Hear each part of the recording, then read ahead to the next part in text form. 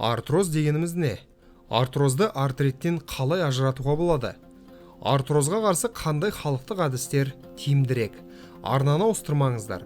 Бейнені соңына дейін қарайтын болсаңыздар, біз сіздермен йодтың аспиринмен емдік қоспасының рецептісімен бөлісетін боламыз.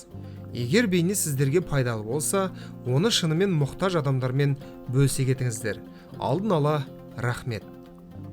Бүгінгі таңда буын аурулары үлкен қарқынмен дамып келеді, және ол ешбір адамды айналып өтпейді.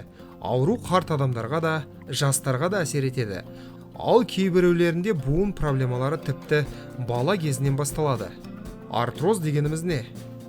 Артроз бұл буын беттерінің табиғи тозуымен байланысты дегенеративті қабынусыз байламдардың ауруларының түрі болып табылады. Шеміршектің бұзылуы артық жүктемеден, гормоналды бұзылулардан, жасқа байланысты өзгерістерден, осьтік жүктеменің бұзылуынан туындауы мүмкін. Мысалы, омыртқаның қисаюы немесе дұрыс біріктірілмеген сынықтар. Артроз бен артриттің айырмашылығы неде? Артрит және артроз буын функциясының бұзылуымен байланысты аурулар болып табылады. Алайда олардың ұқсастықтары тек осымен ғана аяқталады. Және бұл патологияларды бірдей ауру деп санау қате болар еді. Қысқаша айтқанда, артрозда шеміршек бұзылады, ал артрит кезінде буын жалпы қабынады. Негізінен артрит буынның ішкі бөлігінде синовиалды мембранаға әсер етеді. Ол қабынып бүкіл буынға және оның компоненттеріне әсер етеді. Қабыну процесін келесі жағдайлар қоздыруы мүмкін. Олар аутоиммунды аурулар, гормоналды бұзылулар, метаболикалық процестердің бұзылуы, инфекциялар, сондай-ақ паразиттер, бактериялар мен вирустар шығаратын токсиндер. Осылайша артрит буын ішіндегі микроорганизмдердің тікелей көбеюімен де дами алады. Немесе қабыну токсиндердің әсерінен пайда болып реактивті болуы мүмкін. Ал ондай жағдайларда микроорганизмдердің өздері басқа жерлерде де орналасуы мүмкін. Буын ішіндегі қабынудың тағы бір себебі аутоагрессия болуы мүмкін.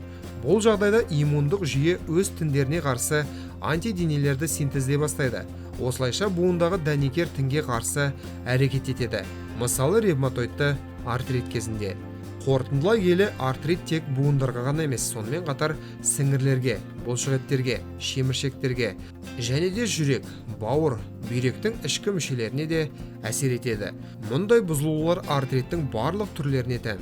Ал артроз кезінде онымен бірге артикулярлық шеміршек те зақымдалады. Және көбінесе өзгерістер қарт жастағы адамдарда немесе буындарын үнемі жоғары жүктемеге ұшырататындарда кездеседі. Сондай-ақ осьтік жүктеменің бұзылуында, яғни омыртқаның қисаюында болады. Көбінесе қолдың буындары, тізе және жамбас буындары артрозға ұшырайды. Артроздың дамуымен буын беттерінде деформация байқалады. Остеофиттер, тұзды өсінділер пайда болады. Кейде артрозбен қабыну процестері де пайда болып жатады. Көп жағдайда олар аурудың екінші, үшінші сатысында дамиды. Патология бүкіл шеміршекке әсер етеді. Осы аурулардың арасындағы маңызды айырмашылықтардың бірі олар адамның жас айырмашылығы. Көптеген жағдайларда артроз 50-60 жас аралығында науқастарда диагноз қойылады. Ал артрит болса кез келген жаста пайда болуы мүмкін. Сізде артроздың пайда болып жатқанын қалай білуге болады? Артроздың алғашқы белгілері бұлшықет ыңғайсыздығымен, кернеумен және буындардың қысылуымен көрінеді. Сонымен қатар түнгі буындардың ауруы және орташа ісінудің пайда болуы мүмкін. Кейінірек таңертең қаттылық пайда болады, және бұл артриттен осымен ерекшеленеді. Даму барысында буындардың пішінінің өзгеруі, олардың қозғалтқыштығының нашарлауы пайда болады. Ал кейінгі кезеңдерде ауырсыну тәуліктің кез келген уақытында пайда болады. Сонымен бірге физикалық күш салғаннан кейін күшейе бастайды, және де деформация пайда болады. Егер уақытылы емделмесе, онда ауырсыну синдромы одан әрі дамиды, және өздігінен қозғалу мүмкін болмайтын жағдай пайда болады.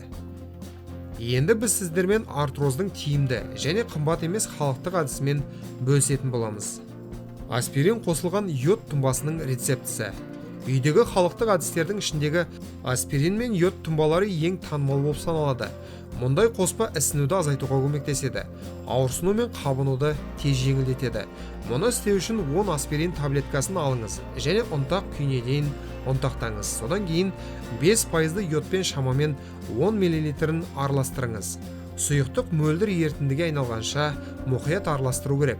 Йод пен аспириннің мұндай қоспасы анальгетикалық және қабынуға қарсы әсер етеді. Тұз шөгінділерінің еруіне де ықпал етеді. Қоспаны қалай қолдануға болады? Ол үшін алынған қоспаны зақымданған буындарға жағу керек. Процедура ұйықтар алдында тері тазаланып жуылғаннан және кептірілгеннен кейін жүзеге асырылады. Қоспаны қолданғаннан кейін үстіне целлофанмен жауып, жылы матамен орап қою керек. Бірнеше сағат бойы буындарды мазаламаған жөн және оған суық тигізбеу керек. Сондықтан бұндай процедураны түнде жасаған дұрыс. Емдеу курсы 3 күннен аспайды. Кейін 10 күн үзіліс жасаңыз. Және қажет болған жағдайда артынша 3 күндік курсты қайтадан қайталаңыз. Бұл қоспа емдеудің бірінші күнінен бастап әрекет етеді. Мұндай қоспаның қарсы көрсетілімдері бар ма? Біріншіден, йодқа немесе аспиринге аллергия болған кезде әрине қолдануға болмайды. Екіншіден, егер теріде жаралар, микро жарақаттар және эрозиялар болса, қолдануға болмайды.